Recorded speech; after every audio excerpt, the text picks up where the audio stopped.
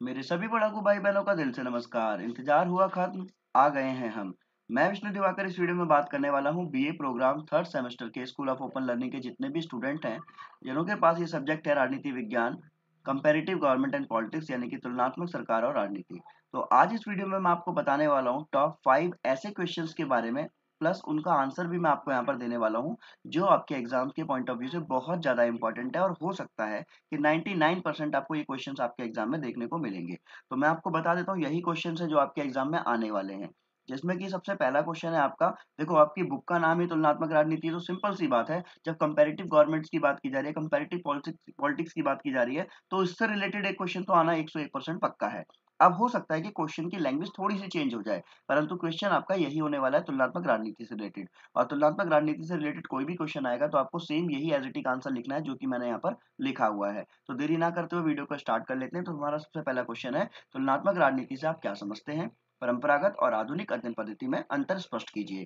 तो भैया तुलनात्मक राजनीति होती क्या है? तो देखो, ये क्या होती है, राजनीति की ना अध्ययन करने की एक विधि मानी गई है।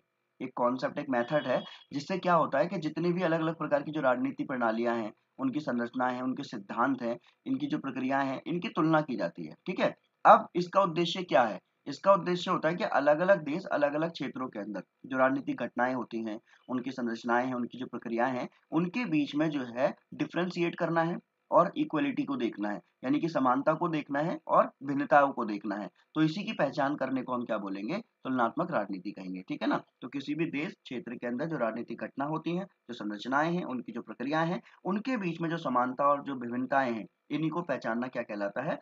तुलनात्मक राजनीति कहलाता है। क्लियर है यहाँ तक? तो तुलनात्मक राजनीति की अगर हम आगे की बात करें तो शोधकर्ता विभिन्न देशों के राजनीतिक ढांचे के बारे में, उनके दलों के बारे में और उनकी चुनाव प्रणाली कैसे काम करती है, सरकार कैसे काम करती है और अन्य प्रकार की जो संस्थाएं हैं, उनकी तुलना कर कर जो है वो सामान्य सिद्धांत और प्रवृत्तियों की पहचान करते हैं। ठीक है। तो आई होप आपको ये साधारण शब्दों में समझ आ गया होगा कि तुलनात्मक राजनीति क्या है। अब हम बात करते हैं कि भैया तुलनात्मक राजनीति के मुख्य उद्देश्य क्या हैं। तो देखो, बिल्कुल पॉइंट वाइज पॉइंट आपको समझ में आ जाएगा, बहुत ज्यादा टफ लैंग्वेज नहीं है। कि विभिन्न देशों की राजनीतिक प्रणालियों की तुलना करना, अलग अलग जो सरकार है उनके जो कार्य होते हैं, उनके जो प्रदर्शन होते हैं, उनका एनालाइज करना, उनके विश्लेषण करना, विश्व के अलग अलग राजनीतिक सांस्कृतिक संदर्भ में समानताएं और भिन्नताओं को ढूंढना और राजनीतिक प्रक्रियाओं जैसे कि चुनाव, कानून व्यवस्था, इन सभी की तुलना करने का अध्ययन भी जो है राजनीतिक सिद्धांत और तुलनात्मक राजनीति के अंदर आता है। तो ये हमारे को इजिली समझ में आ गया है। अब हम बात करते हैं कि भैया परंपरागत और आधुनिक अध्ययन पद्धतियों में अंतर बताइए। तो ट्रेडिशनल अप्रोच जो होती है, परंपरागत पद्धति जो होती है, इसमें बताया गया कि भाई परंपरागत पद्धति का अध्ययन जो है प्राचीन समय में हुआ, है ना, प्राचीन समय में हुआ। और इसमें जो है मुख्य रूप से इतिहास, राज्य के सिद्धांत और संस्थानों पर ध्यान केंद्रित किया गया। तो जो परंपरागत पद्धति है, ट्रेडिशनल अप्रोच जो है, उसके अंदर बताया जाता है कि इसके अंदर जो है ज्यादातर किस पर ध्यान दिया गया है? जो इतिहास, मुख्य रूप से जो इतिहास रहा है, राज्य के जो सिद्धांत रहे हैं, उनकी जो संस्थाएं हैं, इनके ऊपर ध्यान केंद्रित किया जाता है।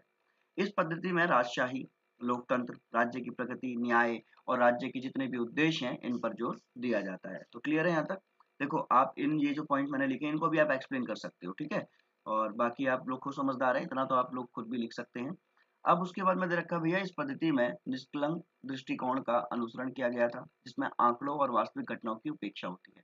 इसमें बताया जाता है कि जो मतलब ऐसी पद्धति जिससे क्या होता है कि बहुत सारे आंकड़े हैं, जो वास्तविक घटनाएं हैं, उनकी उपेक्षा की जाती है, एक्चुअल में वो चीज होती है या नहीं होती है। तो ये सारी चीजें देखने के लिए भी किसका हम यूज करते हैं? हम तुलनात्मक राजनीति का यूज करते हैं कि भाई एक्चुअल में जो सरकार है वो क्या कर रही है, किसी अलग स्टेट की जो सरकार है वो कैसे काम कर रही है, और जहाँ पर आप रह रहे हो उस स्टेट की सरकार कैसे काम कर रही है। तो तुलनात्मक राजनीति का काम यही होता है। ठीक है। जैसे अगर मैं बात करूं कि भाई, अगर हम बात करें कि यूपी के अंदर जो गवर्नमेंट चल रही है, ठीक है, यूपी में जो गवर्नमेंट चल रही है, दिल्ली में जो गवर्नमेंट चल रही है, तो दोनों में हम क्या करेंगे? कंपैरिजन करेंगे। तो जो कंपैरिजन करना जो होगा कि भाई यूपी गवर्नमेंट ने क्या किया वहाँ के लोगों के लिए, दिल्ली गवर्नमेंट ने क्या किया वहाँ के लोगों के लिए, तो इसी चीज को हम डिफ्रेंशिएट करेंगे और दोनों की इक्वलिटी को देखेंगे। तो इसी को हम क्या बोलेंगे? तुलनात्मक राजनीति बोलेंगे। क्लियर है? अब अगर हम बात करें कि भैया जो हमारी मॉडर्न अप्रोच है, जो आधुनिक पद्धति है, वो क्या कहती है, तो इसमें हम जो है व्यवहारवादी दृष्टिकोण, सांस्कृतिक अध्ययन, ये सारी चीजें हम इसके अंदर करते हैं। इसके अंदर जो है समाजशास्त्र, मनोविज्ञान और अन्य सामाजिक विज्ञानों के सिद्धांतों का प्रयोग किया जाता है, जो अगर हम आधुनिक मॉडर्न अप्रोच की बात करें। ठीक है। तो ये हमारा इसके पॉइंट हो जाएंगे। अब हम मुख्य अंतर देख लेते हैं कि दोनों में अंतर क्या है। तो देखो, केंद्रीय विषय, परंपरागत पद्धति में राज्य और उसके सिद्धांतों पर ध्यान केंद्रित होता है, जबकि आधुनिक पद्धति में क्या होता है, ये व्यवहार और चुनावी प्रक्रिया और राजनीतिक संस्थाओं का अध्ययन करती है ना।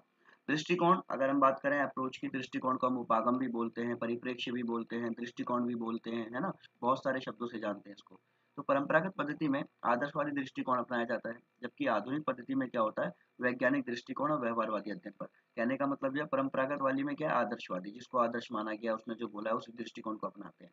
और जो आधुनिक है, जो आज का मॉडर्न अप्रोच जो है, वो क्या बोलती है, वो वैज्ञानिक दृष्टिकोण को और व्यवहारिकवादी अध्ययन पर ही ज्यादा बल देती है। शोध विधि की अगर हम बात करें, तो परंपरागत पद्धति में गुणात्मक अध्ययन होता है, जबकि जो आधुनिक पद्धति है इसमें मात्रात्मक, इसमें है ना क्वालिटी, इसमें क्वांटिटी की बात की जाती है और इसमें क्वालिटी की बात की जाती है। जो परंपरागत पद्धति है उसमें क्वालिटी, और जो आज की है, मॉडर्न अप्रोच के अंदर जो है क्वांटिटी की बात की जाती है, ठीक है। फिर विस्तार की बात करें तो यहाँ पर देखो, परंपरागत पद्धति में कम देशों की तुलना की जाती है, जबकि आधुनिक पद्धति में क्या होता है, तुलनात्मक दृष्टिकोण में अधिक देशों की जो है तुलना की जाती है। तो अगर हम बात करें पहले के टाइम पर क्या होता था, इतना ज्यादा तुलनात्मक जो चीजें नहीं होती थी, परंतु आज जब हम आधुनिक पद्धति की बात करें तो अलग अलग देशों से अधिक देशों की तुलना की जाएगी कि कौन से देश की राजनीतिक प्रणाली जो है बहुत अच्छे से काम कर रही है, ठीक है। तो ये हमारा भैया पहला प्रश्न हमारा खत्म हो गया। अब हम दूसरा प्रश्न देखते हैं, जो कि बहुत इजी है इसमें से और आपका हर बार पूछा जाता है। लोकतंत्र से क्या अभिप्राय है, और सत्तावाद और सरकार के लोकतांत्रिक रूप में क्या अंतर है। तो भैया बहुत इजी क्वेश्चन है, ज्यादा डिफिकल्ट नहीं है, आराम से आपको समझ में आ जाएगा साधारण शब्दों में। लोकतंत्र से क्या अभिप्राय है, लोकतंत्र का मतलब क्या होता है, भाई जनता का शासन, है ना। तो लोकतंत्र एक शासन पद्धति है जिसमें जन साधारण के मतों और इच्छाओं का सम्मान किया जाता है ना। तो लोकतंत्र का मूल सिद्धांत है कि जनता ही सरकार की सर्वोच्च सत्ता है, यानी कि जनता ही है जो है, और इसमें नागरिकों को उनके नेताओं को चुनने का अधिकार होता है, वह अपनी सरकार के प्रति जिम्मेदार होते हैं, और एक संवैधानिक और पारदर्शी प्रक्रिया के माध्यम से जो है सरकार बनती है, जिसमें सभी नागरिकों को समान अधिकार, स्वतंत्रता और न्याय प्राप्त होता है। तो क्लियर है। तो आप इसको अपने शब्दों में भी लिख सकते हो कि जनता के द्वारा चलाया गया शासन ही जो है लोकतंत्र कहलाता है, ठीक है। अब इसके प्रमुख तत्व कौन से हैं? सबसे पहला तो भाई इसमें डेमोक्रेसी, जो इलेक्शंस होते हैं, यानी कि जो लोकतांत्रिक चुनाव होते हैं, तो नागरिकों को अपने नेताओं को चुनना जो है वो बिल्कुल स्वतंत्र और निष्पक्ष तरीके से करना होता है। उसका अधिकार है, उनको वोट डालना है भैया, निष्पक्ष तरीके से वो चुन सकते हैं, कोई दबाव नहीं डाल सकता। नागरिक अधिकार और स्वतंत्रता, सभी नागरिकों को विचार, अभिव्यक्ति और धर्म की स्वतंत्रता दी जाती है। संविधान और कानून का शासन, तो भैया संविधान और कानून सभी के लिए समान होते हैं और शासन के संचालन के आधार को माना जाता है, ठीक है। उसके बाद में हमारा इसमें एक पॉइंट है इसके अंदर, बहुतायात। तो उसके बाद में आपका नेक्स्ट पॉइंट है बहुतायात। देखो, सत्ता का विभाजन विभिन्न संस्थाओं जैसे कि विधायिका, कार्यपालिका, न्यायपालिका में किया जाता है ना। फिर किसी एक व्यक्ति या संस्था के पास में अत्यधिक शक्ति ना हो। तो कहने का मतलब यह, सरकार भी जो है तीन उससे अलग अलग मिलकर बनी है। भाई विधायिका पहले कानून बनाएगी, कार्यपालिका उस पर कार्य करेगी, उसके बाद में न्यायपालिका उस पर न्याय करेगी, ठीक है। तो उसके बाद में आता है हमारा सत्तावाद और लोकतंत्र के बीच में क्या अंतर है। तो दोनों के बीच में जो अंतर की अगर हम बात करें तो देखो, वन बाय वन यहाँ पर दोनों को एक्सप्लेन कर रखा है, ठीक है। एक पॉइंट आपका लोकतंत्र का और एक पॉइंट आपका ऑथोरिटेरिज्म का, यानी कि सत्तावाद का। तो लोकतंत्र में शासन जनता द्वारा चुने गए प्रतिनिधियों के माध्यम से होता है, और सत्तावाद में शासन एक व्यक्ति या एक छोटे समूह द्वारा किया जाता है। सत्ता का स्रोत, लोकतंत्र में सत्ता का स्रोत जनता होती है, सत्तावाद में सत्ता का स्रोत एक नेता या संगठन होता है। ऐसे ही अगर हम नीचे बात करें कि जनता का जो अधिकार है, तो लोकतंत्र में जनता को अपने अधिकारों का पालन करने और अपनी सरकार के खिलाफ विरोध करने का अधिकार होता है। सत्तावाद में अधिकार सीमित होते हैं, ये मतलब जो है विरोध करने की स्वतंत्रता प्रतिबंधित होती है और जो सख्ती से दबाई जाती है। कहने का मतलब ये है कि वो यहाँ पर जो है पूर्ण तरीके से विरोध नहीं कर सकते हैं। न्यायपालिका की बात करें तो भैया, लोकतंत्र में न्यायपालिका स्वतंत्र और निष्पक्ष होती है। इसके अंदर न्यायपालिका आमतौर पर जो है सत्ता के नियंत्रण में होती है, सत्ता जिस तरीके से जो चल रही होगी उसी हिसाब से चलेगी। चुनाव की बात करें तो निष्पक्ष और स्वतंत्र चुनाव होते हैं लोकतंत्र में। सत्तावाद में जो है लेकिन वह केवल प्रतीकात्मक होते हैं या सत्ता का पुनर्निर्माण करने के लिए होते हैं, और जहाँ पर स्वतंत्रता का अभाव होता है, स्वतंत्र नहीं होता, यानी कि आप जो है अपनी मर्जी से कुछ नहीं चुन सकते, ठीक है। सरकार के लोकतांत्रिक रूप की अगर हम बात करें तो देखो, स्वतंत्रता और अधिकार, लोकतांत्रिक सरकार में नागरिकों को विभिन्न अधिकार और स्वतंत्रताएं दी जाती हैं, और जैसे कि अभिव्यक्ति की स्वतंत्रता, धर्म की स्वतंत्रता, ये सब चीजें, है ना। और पारदर्शिता और जवाबदेही, के लोकतांत्रिक सरकार में पारदर्शिता होती है, ट्रांसपेरेंसी होती है, ठीक है। सत्ता का दुरुपयोग ना हो सके ये सुनिश्चित करने के लिए। और राजनीतिक प्रतिस्पर्धा की कंपटीशन होता है, यहाँ पर राजनीतिक दलों के बीच में प्रतिस्पर्धा होती है। सत्ता का विभाजन, लोकतांत्रिक सरकारों में शक्ति का विभाजन होता है, जैसे कि विधायिका, कार्यपालिका, न्यायपालिका, है ना, ताकि एक व्यक्ति, संस्था अत्यधिक शक्ति का प्रयोग ना कर सके। बाद में आपका निष्कर्ष आता है कि भाई लोकतंत्र एक ऐसी शासन पद्धति है जिसमें नागरिकों को अपने प्रतिनिधि को चुनने का अधिकार होता है और वो अपनी सरकार के प्रति जिम्मेदार होते हैं, ठीक है। तो ये हमारा हो गया भैया दूसरा क्वेश्चन। अब हमारा आता तीसरा, और इसके बाद में 2 क्वेश्चन और, उसके बाद में आपका पेपर बिल्कुल ओके। चलिए, तो तीसरा हमारा क्वेश्चन है कि चीन में जो एकात्मक व्यवस्था की जो व्यवस्था है, उसकी क्या विशेषताएँ हैं? उसकी मुख्य विशेषता के बारे में बात करेंगे, है ना? चीनी साम्यवादी दल की क्या भूमिका है? तो चीन में एकात्मक व्यवस्था की विशेषता है, यानी कि जहाँ पे हम बात करें चीन की, तो चीन के अंदर जो है यूनिटरी सिस्टम होता है, यानी कि एकात्मक प्रणाली होती है। अब ये जिसका अर्थ होता है कि देश की सभी महत्वपूर्ण शक्तियाँ जो है निर्णय केंद्र सरकार के पास में संकेंद्रित होंगे। सिर्फ केंद्र सरकार होगी और कोई सरकार नहीं होगी। ठीक है? अब इसकी विशेषता क्या है कि भाई केंद्र की केंद्रिता होगी, यानी कि चीन की जो सत्ता है वो संकेंद्रण केंद्रीय सरकार के पास होती है, जबकि देश में अलग-अलग प्रांत, स्वायत्त क्षेत्र, नगर होते हैं, पर इनका प्रशासन भी कौन चलाएगी? केंद्र सरकार चलाएगी, कोई राज्य सरकार वगैरह नहीं होगी। केंद्रीय निर्णय प्रक्रिया होती है, सभी महत्वपूर्ण निर्णय जो नीतियाँ केंद्र सरकार द्वारा बनाई जाती है। इस प्रणाली में केंद्र सरकार को अधिक शक्ति और अधिकार प्राप्त होते हैं। फिर आता है हमारा स्थानीय प्रशासन का केंद्रीय नियंत्रण। तो चीनी प्रशासन में स्थानीय प्रशासन को कम आत्मनिर्भरता मिलती है, ठीक है, और स्वायत्ता स्वायत्ता का भी सीमित अधिकार होता है। चीन के कुछ क्षेत्र हैं जैसे तिब्बत, सिंजियांग, इनको सांस्कृतिक और प्रशासनिक दृष्टि से ना स्वायत्ता दी गई है, और इन क्षेत्रों की स्वायत्ता केंद्रीय सरकार की अनुमति और नियंत्रण में होती है। एकीकृत प्रशासनिक संरचना, ठीक है, ये चीन की एकात्मक प्रणाली में सरकार की इकाइयां एकीकृत होती हैं। एक ही केंद्रीय प्रशासन होगा, उसी के तहत काम होगा सारा, है ना। चीनी साम्यवादी दल की व्यवस्था में भूमिका और स्थान, तो भैया यहाँ पे जो चाइनीज कम्युनिटी पार्टी है, सीसीपी, जिसको हम सीसीपी बोलते हैं, ये जो पार्टी है आपकी, ये सबसे प्रमुख और शक्तिशाली राजनीतिक पार्टी मानी जाती है। यहाँ की जो राजनीतिक, सामाजिक, आर्थिक जीवन के हर पहलू में एक जो केंद्रीय भूमिका निभाती है वो सीसीपी निभाती है, यानी कि Chinese community party, communist party, है ना, जिसे चीनी साम्यवादी पार्टी भी कहा जाता है। राज्य की सर्वोच्च शक्ति, नेतृत्व की प्रमुख की भूमिका, यहाँ पर बताया गया है कि भाई जो चीनी साम्यवादी पार्टी राज्य की सर्वोच्च सत्ता होती है, पार्टी का विचार और नेतृत्व सर्वोच्च है, और किसी भी अन्य राजनीतिक दल या शक्ति पर उसका कोई प्रभाव नहीं होता। यहाँ पर महत्वपूर्ण नेता की अगर हम बात करें, महान नेता के रूप में कार्य करते हैं साम्यवादी पार्टी, सबसे महत्वपूर्ण, है ना। और उसके बाद में साम्यवादी विचारधारा का प्रचार, विधानसभा और संसद में पार्टी का प्रभुत्व, तो ये सारे हमारे पॉइंट जो है नॉर्मली एक बार में पढ़कर आपको समझ आ जाएंगे, ठीक है। क्लियर है यहाँ तक? नेक्स्ट क्वेश्चन मैं आपको यहाँ पर क्लियर कर देता हूँ, क्योंकि इस क्वेश्चन में भी आपने बस ये पॉइंट्स आपको देख लेने हैं, ठीक है। तो नेक्स्ट क्वेश्चन है आपका कि ब्रिटिश संवैधानिक प्रणाली की विशेषता बताइए। तो जो अगर हम बात करें अनरिटन और अनकोडिफाइड कॉन्स्टिट्यूशन जो है, यानी कि जो ब्रिटिश संवैधानिक प्रणाली है, जिसमें हम परंपरागत संवैधानिक प्रणाली भी जिसे कहा जाता है, तो विश्व की सबसे पुरानी संवैधानिक व्यवस्था में से एक मानी गई है। अब ब्रिटिश संविधान की कई विशेषताएं हैं, जैसे इसे इस अन्य देशों के संविधान से अलग करती है। जैसे कि अगर हम बात करें इसका रिवाज, परंपरा, विधायिका के निर्माण, इससे परिभाषित होती है कि ना कि एक लिखित संविधान द्वारा। तो इसमें ऐसा कुछ नहीं है, अनरिटन कॉन्स्टिट्यूशन है यहाँ का। तो ब्रिटेन जो ब्रिटिश है संवैधानिक प्रणाली में विभिन्न संस्थाओं और सिद्धांतों का मिश्रण है, और इसकी जो मुख्य विशेषता है वो क्या है? लिखित संविधान का अभाव है, अनरिटन कॉन्स्टिट्यूशन है, ठीक है। तो यहाँ पर जो है दस्तावेज राजा और राजा के बीच अधिकारों के विभाजन को स्पष्ट करता है, जो मेग्ना कार्टा है, ठीक है। हाउस ऑफ लॉर्ड्स एक्ट, ये दस्तावेज हाउस ऑफ लॉर्ड एक्ट की संरचना में बदलाव लाता है। और विधायिका के अधिनियम, एक्ट ऑफ पार्लियामेंट, संसद द्वारा पारित कानूनों के अंदर बदलाव।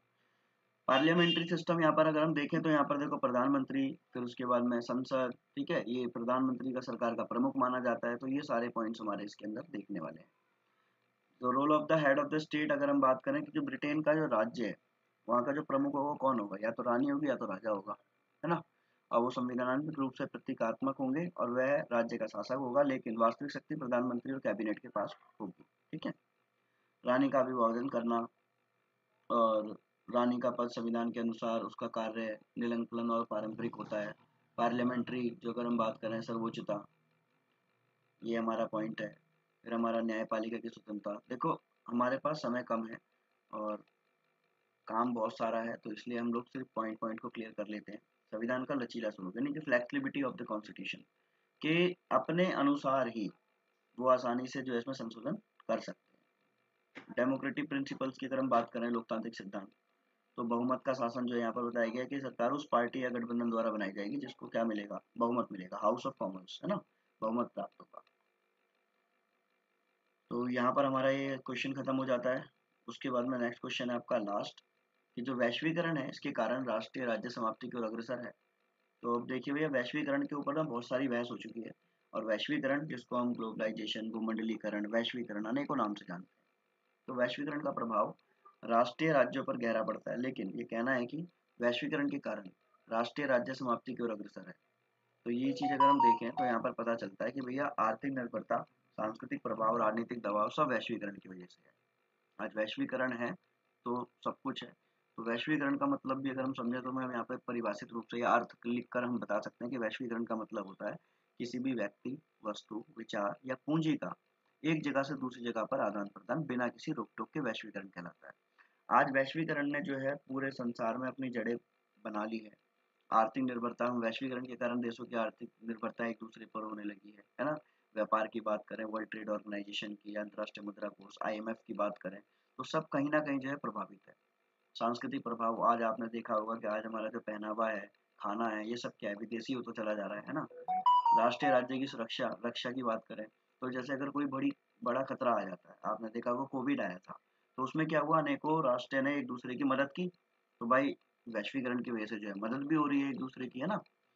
और ऐसे ही यहाँ पर जो है वैश्वीकरण और राष्ट्रीय राज्य के बीच में संतुलन, ये वैश्वीकरण ने राष्ट्रीय राज्यों के सामने नई प्रकार की चुनौतियां पैदा की, लेकिन इसका मतलब ये नहीं है कि वो राष्ट्रीय राज्य समाप्त हो जाएगा, बल्कि इससे और भी सारी चीजें जो है बहुत अच्छी होती चली जा रही है। कहने का मतलब ये है, कहीं अगर हम वैश्वीकरण को नकारात्मक रूप से देखेंगे तो कहीं ना कहीं ये सकारात्मक रूप से भी काम कर रहा है।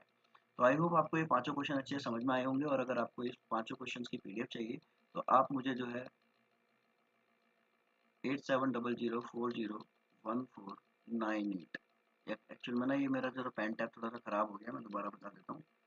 8700401498। अगर आपको PDF चाहिए तो आप मुझे जो है यहाँ पर कॉन्टेक्ट पर अपना नाम और सब्जेक्ट लिखकर आप PDF लिख दीजिए, ठीक है। मैं आपको PDF सेंड कर दूंगा। आई होप आपको वीडियो अच्छी लगी होगी। Thanks for watching.